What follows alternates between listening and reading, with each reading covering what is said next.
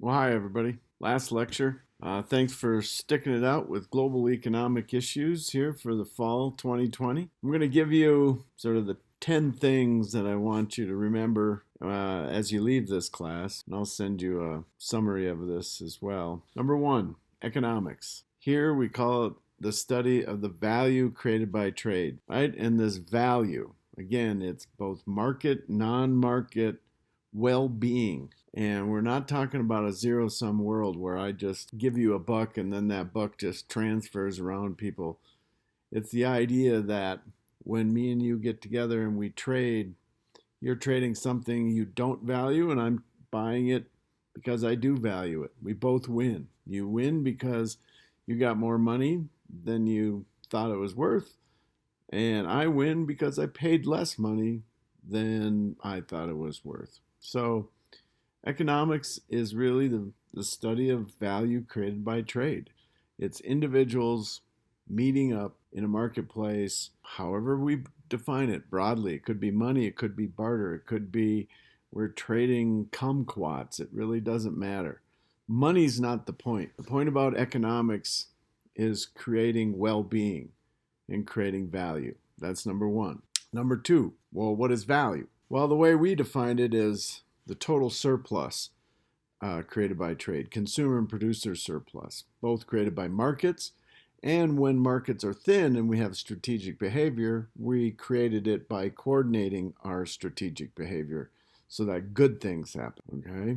Again, value is not just money, it's wealth, it's how we use that wealth to create well being, including not using the money, including just enjoying life. Okay, economists. Well, economists are not just the folks on Wall Street or the folks trying to manage the government. Economists are really advocates for this idea of creating a bigger economic pie, economic efficiency. I mean, I typically think of myself way more as an applied philosopher, who is attempting to translate most things into a common metric. And that metric typically is dollars.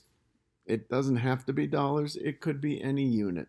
Dollars just make a lot of sense because we're able to then look at market goods and non market goods and be able to come up with a common metric. That helps us do benefit cost analysis. That helps us weigh the options. Now, you may not like it. Some things you say, money can't buy love, blah, blah, blah. That argument there, you might not like the idea of putting everything into dollars. That's okay. Put them into whatever unit you want to put them into, as long as you can compare them. We're trying to come up with ways to make judgments that are difficult. I mean, if you truly have an apples and oranges situation, but if we can convert one apple into 10 oranges so that we can make a comparison between the two, well, let's do it. Nothing's lost. The whole goal of efficiency in economics and value created by trade really is prosperity. And prosperity, again, can mean financial wealth. It can mean leisure time. It can mean whatever makes you happy. That's the goal, is to create prosperity. Now, maybe having a job, that's what makes you happy. That's what defines you and puts your place in a community. And when jobs are exiting the country, especially manufacturing jobs, it's hard to see what you're going to do next, And so in that case, what we're talking about is economic growth. And here with economic growth, we're talking about increasing the size of the economic pie by getting smarter, by innovating, by coming up with new technologies, by figuring out how we're going to get more for less. And that's the idea of productivity. I mean, productivity is the key to economic growth. Full stop. It doesn't matter what China does. It doesn't matter what Russia does. It doesn't matter what Europe does. If you want the United States to grow, you got to be more productive. If you're more productive, then you have more to export to other countries. It's really not a competitiveness like, the Green Bay Packers against the Minnesota Vikings. It's not a competitiveness like a team. No, you can grow on your own if you become more productive. You don't need to think about it like this economic race. That said, we also have to think about the rule of 72, right? Your standard of living doubles based on this rule. So you can take 72 divided by the growth rate.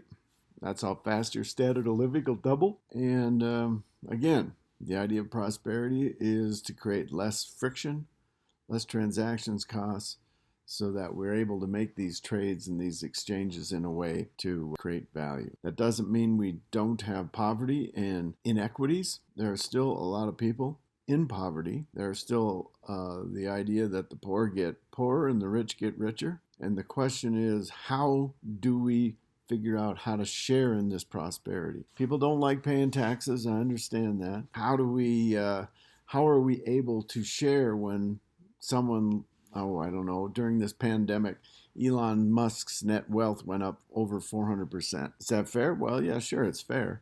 How do we share in that prosperity? Well, one of two ways. We buy stocks of companies he owns, benefit from the new technologies that come out, or we tax the rich more than we tax the poor, and then redistribute the wealth. All those are questions that define who you are and your political leanings towards being pro-capitalism versus pro-government intervention versus some combination of the two, which we generally all are. Destroying value through trade. And here's the case of market failure.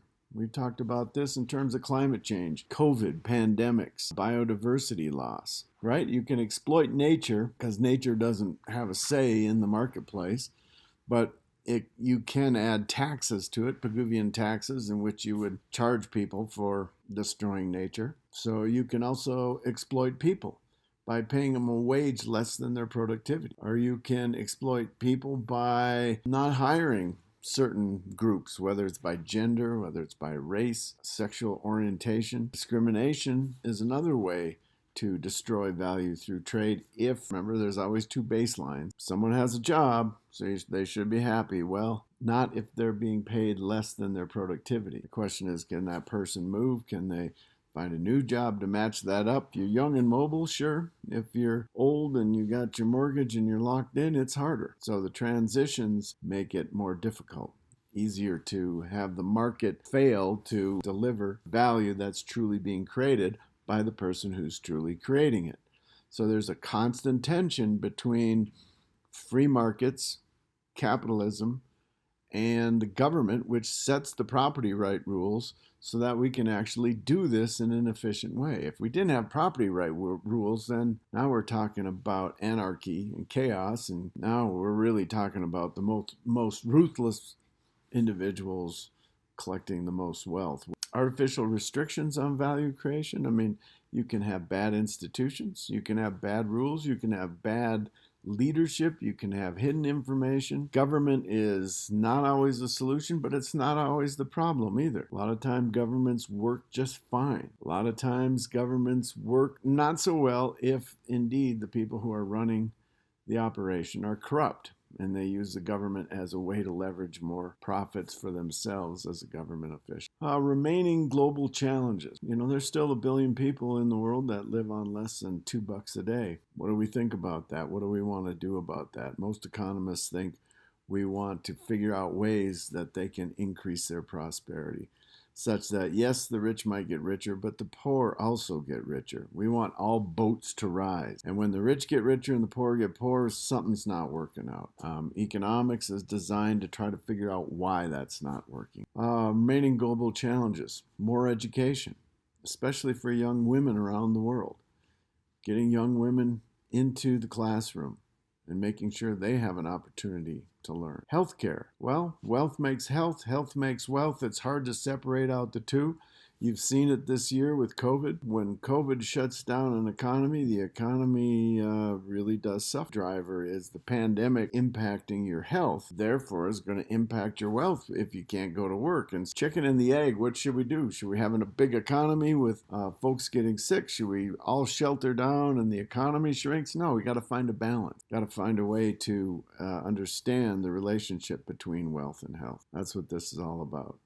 Climate change, it's going to still be the biggest problem and challenge in your lifetime, and it's not going to go away, and neither are the discussions about it. So get used to it, learn up about it. It's here. Pandemic risks, well, we obviously are living under it now, and you get the idea that, well, there is an issue here, and we got to figure out how we're going to manage a modern economy given lack of property rights on who gets sick. Biodiversity loss, that's another big one. Here in Wyoming, we're talking about adding more folks to the state, which is going to have an impact on things we love. Wildlife corridors, which is the open spaces, etc. How do we deal with this interaction between people and nature and people? And of course, energy supply and demand is going to be a big topic in Wyoming, and it's going to be for the next 100 years. It's also changing. The demand for coal is shrinking. It's not a war on coal. It's that people are reacting the externalities, the social costs of coal or any kind of fossil fuel. Something causes unpriced damages, we need to price them. That's the way economists think about it. So what has economics accomplished over the last 50 years? Well, in some ways, by having economic growth, we are seeing fast population growth start to come to an end around the world. People are having fewer and fewer babies. The average fertility is going down. In some places, down too much. Perhaps in Japan is a question. People in general are much healthier, although there is still challenges. Girls and young women are getting better educated around the globe, but there's still a long way to go. The idea of a developed versus developing world distinction is beginning to disappear with the modern communication age. End of extreme poverty might be in sight. So after you leave this course, what I want you as an economist to remember, what I want you not to do, is not to confuse economics with finance, commerce, business, just money. It's not, economics is not about money. It's about how to create well-being by trade, creating value through trade. And that well-being can be anything that makes you happy, not just money. Don't confuse supply with demand.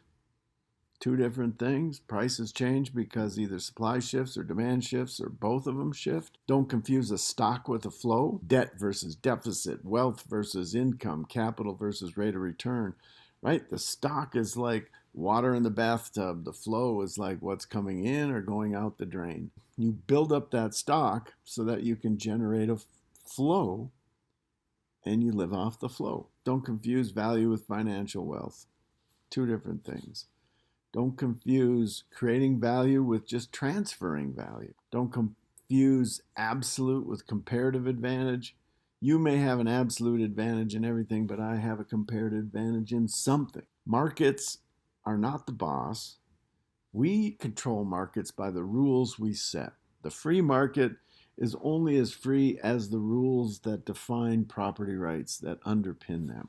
Opportunity costs are the road not taken, which is very different than the market cost, the market price.